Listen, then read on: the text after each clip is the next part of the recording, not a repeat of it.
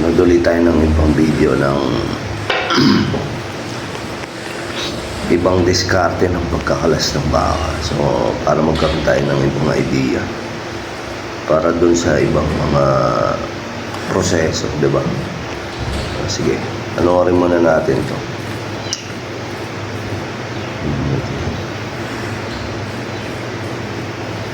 Sa pagkakalas kasi ng baka, maraming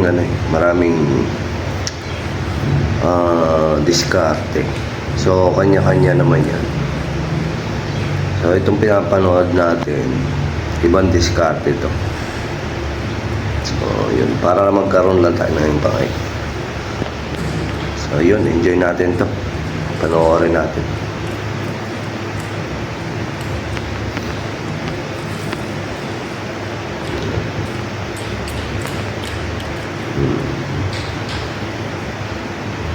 Galing.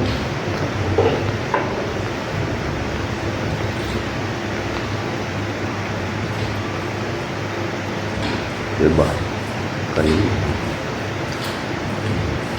Pagkabihasa ka na talagang mawak ang kutsilyo, madali na yung trabaho mo eh. Ayun, sa mga inspiring dyan, sa mga gustong mag-butcher,